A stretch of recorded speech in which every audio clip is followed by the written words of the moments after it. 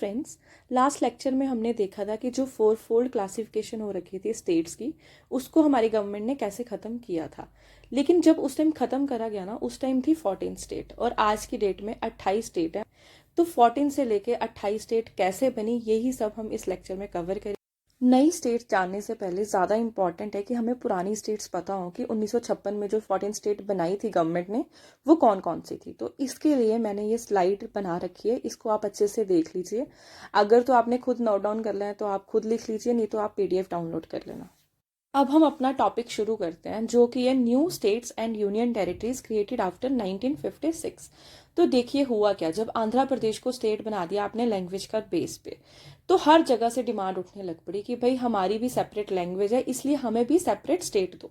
तो जो बॉम्बे था ना, वहाँ पे दो तरह के लोग रहते थे, एक तो थे मराठी और दूसरे थे गुजराती। जो मराठी थे वो चाहते थे कि भाई एक महाराष्ट्र स्टेट बनाई जाए और हम जितने भी मराठी बोलते हैं ना, वो सारे के सारे महाराष्ट्र में रहेंगे।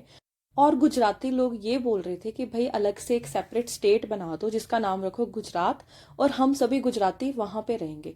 इसी कारण की वजह से जो गुजरात थी ना, वो 15 स्टेट बनी थी हमारे देश की। नेक्स्ट है हमारा दादरा एंड नगर हवेली। तो देखिए यहाँ पे 1954 तक ना पोर्तुगीज ने राज करा। उसके बाद इंडियन गवर्नमेंट ने 10th कॉन्स्टिट्यूशनल अमेंडमेंट एक्ट करा 1961 में, जिसमें उन्होंने दादरा एंड नगर हवेली को यूटी में कन्वर्ट कर दिया था। अब हम देखेंगे कि गोवा, दमन और दीव जो थे वो इंडिया का पार्ट कैसे बने। तो देखिए इंडिया ने ना इन तीनों को एक्वायर करा था पुलिस एक्शन के थ्रू, मतलब पुलिस फोर्स का यूज करा गया था इन तीनों को इंडिया का पार्ट बनाने के लिए। इन तीनों को ना यूटी बनाया गवर्नमेंट ने, और उस यूटी बनाने के लिए उन्होंने 12th कॉन्स्टिट्यूशनल अमेंडमेंट एक्ट करा था 1962 में। लेकिन लेटर ऑन उनको फील हुआ कि गोवा को हम स्टेट बनाते हैं, तो इसलिए 1987 में गोवा को तो स्टेट बना दिया गया, लेकिन बाकी दोनों को यूटी रहने दिया। अब हम देखते हैं कि पुडुचेरी इंडिया का पार्ट कैसे बना। तो देखिए पुडुचेरी ना शुरू से ही फ्रांस की कॉलोनी रहा था, लेकिन 1954 में फ्रांस वालों ने इंडिया को बोला कि भाई ठीक है, आप इस टेरिटरी का ध्यान रखो, हम पुडुचेरी आपको दे रहे हैं।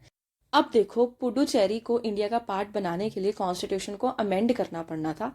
इसीलिए जो इंडियन गवर्नमेंट थी वो एक एक्ट लेके आई जिसे हम बोलते हैं 14th कॉन्स्टिट्यूशनल अमेंडमेंट एक्ट 1962, और इसी में जो पुडुचेरी थी उसको यूटी का स्टेटस दिया गया था। अब देखिए जो 16th नंबर की स्टेट बनी ना, वो थी नागालैंड। तो अब देखते हैं नागालैंड कैसे स्टेट बनी। 1963 में ना असम के दो एरियाज को निकाला। वो एरियाज थे नागा हिल्स और एक था तुनसंग एरिया। इन दोनों को निकाल के एक अलग से सेपरेट स्टेट बना दी जिसका नाम रख दिया नागालैंड। अब हम देखेंगे कि हरियाणा, चंडीगढ़ और हिमाचल प्रदेश कैसे कैसे इवॉल्व हुआ। तो देखिए हुआ क्या, 1966 में जो पंजाब थी ना, उसकी बाइफ्रिकेशन कर दी। उसमें से एक तो हरियाणा निकाल लिया और एक चंडीगढ़ निकाल लिया। हरियाणा को तो स्टेट बना दिया गया और चंडीगढ़ को यूटी बना दिया गया। और ये सब किया गया, शाह कमीशन की ना रिपोर्ट आई थी, उन्होंने सजेस्ट करा था कि जो तो हिंदी बोलते हैं उनके लिए अलग से स्टेट बना दो हरियाणा, और जो लोग पंजाबी बोलते हैं उनके लिए बना दो पंजाब, और जो हिली एरियाज बच जाएंगे ना उसको क्या करो आप, हिमाचल प्रदेश जो यूटी ऑलरेडी एग्जिस्ट करती है उसके साथ ज्वाइन कर दो।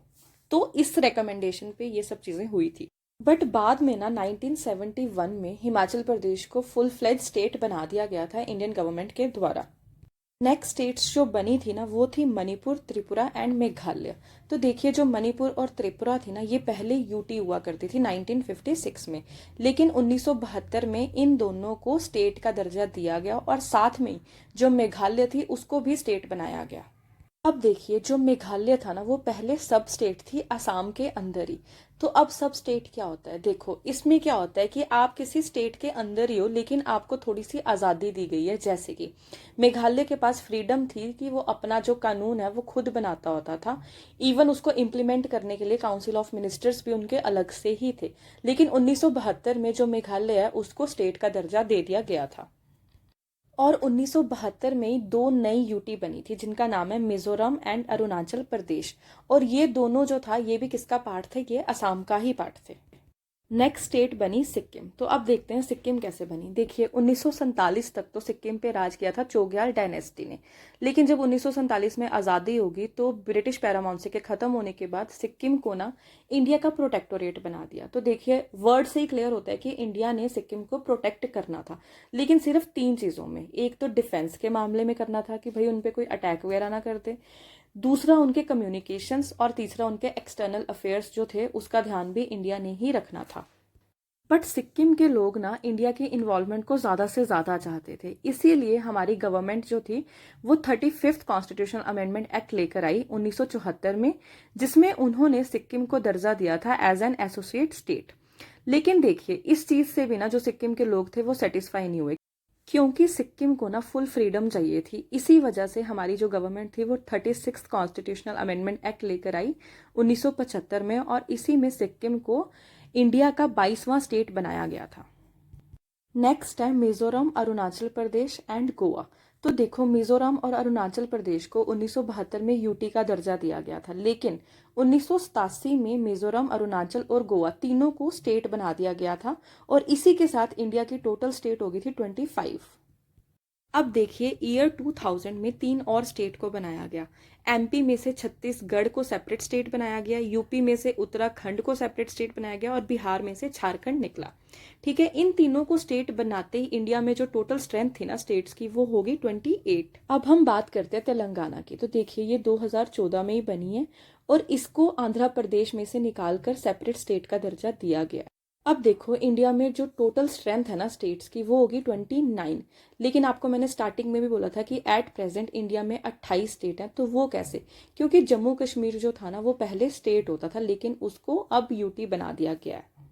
अब हम देखेंगे कि जो स्टेट्स हैं उन्होंने अपना नाम कैसे और कब चेंज किया। तो देखिए 1950 में यूनाइटेड प्रोविंस जो थी ना वो पहली स्टेट बनी थी जिसने अपना नाम चेंज कर उत्तर प्रदेश रख लिया था। फिर 1969 में मद्रास का नाम चेंज करके तमिलनाडु रख दिया गया। 1973 में जो मैसूर था उसका नाम कर्नाटका पड़ गया। इसी टाइम पे ना 3 आइलैंड थे जिनका नाम है लैकादीव, मिनिकॉय, अमिनदीवी आइलैंड। इन तीनों का नाम लक्षद्वीप रख दिया गया था। और 1992 में जो यूटी ऑफ दिल्ली है ना उसको हम बोलने लग पड़े national capital territory of Delhi. और ये कैसे बनाया था? 69th कॉन्स्टिट्यूशनल अमेंडमेंट एक्ट करके इसको बनाया गया था। इसके बाद देखो 2006 में उत्तरांचल का नाम चेंज करके उत्तराखंड रख दिया गया, और पौंडीचेरी का नाम पुडुचेरी पड़ गया। और 2011 में जो उड़ीसा था उसको ओडिशा कर दिया गया। यहाँ पे आपका ये चैप्टर कंप्लीट होता है, और इसमें से कोई भी क्वेश्चन नहीं रहेगा। देखिए ये स्टैटिक पोर्शन था, इसमें समझाने जैसा कुछ भी नहीं था। आपको ये लर्न करना ही पड़ेगा कि कौन सी चीज़ कब हुई थी, क्योंकि क्रोनोलॉजी में पूछ लिया जाता है किसी भी एग्जाम में। आई होप आपको ये वीडियो अच्छा लगा होगा। सो प्लीज़ इसे ज़्यादा से ज़्यादा लाइक और शेयर कीजिए, और जिन लोगों ने अभी तक सब्सक्राइब नहीं किया प्लीज़ चैनल को सब्सक्राइब कीजिए। Thanks for watching.